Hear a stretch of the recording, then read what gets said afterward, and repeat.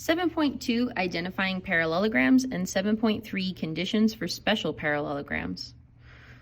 Go ahead and pause this video and try these warm-ups on your own. Identify the type of quadrilateral and then find each measure. We can see that it's equilateral and it's a parallelogram, which makes this a rhombus. An equilateral parallelogram.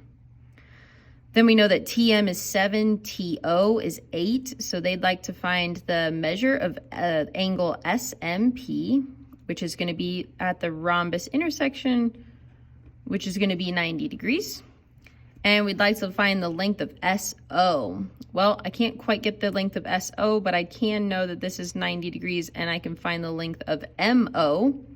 So then this is the length I'm looking for right here. This guy is the length we're looking for.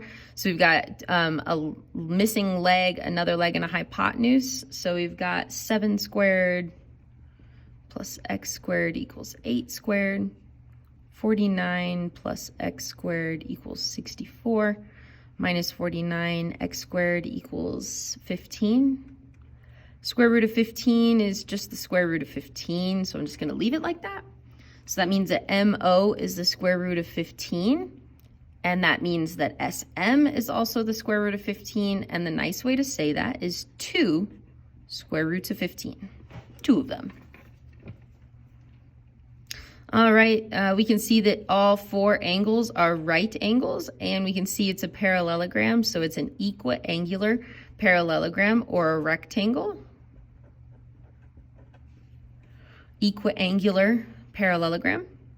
We'd like to find the length of ED. Well, if this is 5, then this is 5, and this is 5, so ED is 10. And we'd like to find the length of AD. We can see that AD is part of a larger right triangle here. I know that the hypotenuse is 10 and one leg is 6, and we're looking for this missing length of x. So we can say 6 squared plus x squared equals 10 squared. 36 plus x squared equals 100. X squared equals 64. And the square root of 64 is nice length unit of 8. Okay, 7.2. 7.2 is identifying all of the different ways that you can prove that something is a parallelogram. So remember that's up at the top of the hierarchy of quadrilaterals. That's one of the first things that you would like to know, is that something is a parallelogram. And then you fall underneath those next couple of categories underneath a parallelogram. So you can become a parallelogram, which then can become a rhombus or a rectangle. And then if you have the characteristics of both a rhombus and a rectangle, you can become a square. So this is useful because it can get you information about rectangles or squares. This is from page 347 in your textbook, and you can look at that a little nicer, but here it is. So here are the different ways. There's 4 different ways that you can prove that something is a parallelogram. You don't always have to know about parallel sides, but that is the first definition, is if you have parallel sides, there's actually 5, I'm sorry. So this is 1. Show that both pairs of opposite sides are parallel. So if you know that they're parallel, opposite sides are parallel, it's a parallelogram. Number 2 here is that you can show that opposite sides are congruent. So if you know that opposite sides are congruent from each other, it is a parallelogram. Even without knowing, I can even just cover up that side. Even without knowing that it becomes a parallelogram, you can just say that the opposite sides are congruent. The third one is that you can show that opposite angles are congruent, like this picture here. Number 4 is that you can show that one pair of opposite sides is both parallel and congruent. So if you have information about opposite sides being parallel and congruent, you don't actually have to know anything about the other 2 sides to say it's a parallelogram. And then the last one is to show that the diagonals bisect each other. So you can see that they're creating 2, they're not the same length. If they're the same length, then they become a rectangle, but they're not the same length, but they do bisect each other. So that's the 5th way that you can show that something is a parallelogram. So let's take a look at this example. Can you tell whether each of these is a parallelogram? If so, give the reason. If not, tell which markings could be added to make it a parallelogram. So in this one, I know that opposite sides are congruent and these opposite sides are parallel. Is that enough information? No, it's not enough information. If I knew that these opposite sides were also congruent, that would be enough information. Or if I knew that these opposite sides were parallel, that would be enough information. So this was not enough. That was not enough info on that diagram without my markings. How about this one? I can see that opposite angles are congruent. Yes, this is a parallelogram. We know it's a parallelogram because opposite angles are congruent.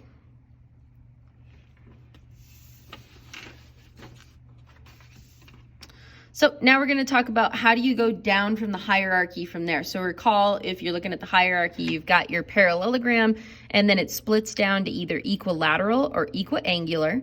And we're going to talk about those equilateral and equiangular scenarios. First thing, though, is that you do have to prove that it's a parallelogram before you can say it's a rectangle.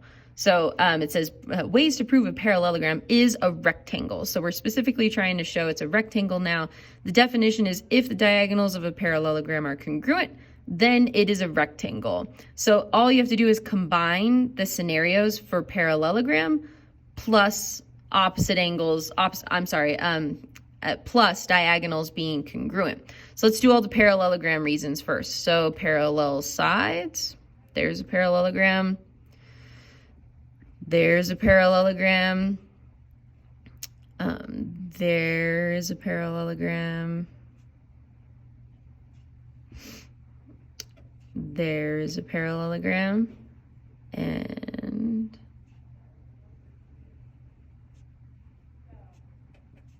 there's a parallelogram. So each of those is now a parallelogram, but I have not made it a rectangle. So to make these a rectangle, now I need to make their diagonals congruent. So all you need to do is add in the diagonal lengths, and I'm going to add the tick mark here and here, and that's denoting that those entire lengths are the same. So as long as you add that scenario to each diagram, you now have proven rectangles. And then on this one, all we need to do is add that the two diagonals are the same length. Okay, same thing if you're talking in the world of angle. First thing you have to do is prove it's a parallelogram, and then if one angle is right, it's a rectangle. You don't even have to say that all four angles. So let's do parallelogram first. So parallelogram, parallelogram, parallelogram, parallelogram, and parallelogram. So there's the condition for being a parallelogram, and the last thing it says is if one angle is right, then it's a rectangle. So now rectangle, rectangle, rectangle, rectangle, and a rectangle. So you just have to make sure that you prove or show that something is parallelogram first, and then you can add on the item that makes it a specific parallelogram. All right, now we're going to do the equilateral parallelogram, the rhombus. So here's the 5 scenarios. We don't have to do it again. 5 scenarios of being a parallelogram, but it says if the diagonals of a parallelogram are perpendicular. So that's the one key to helping a parallelogram become a rhombus.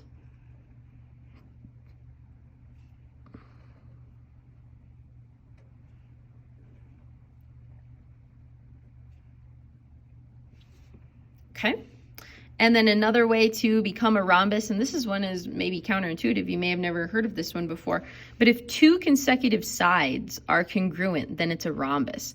You don't actually have to know all 4 sides, you can just know 2 of them. So here's a parallelogram, and now it's a rhombus.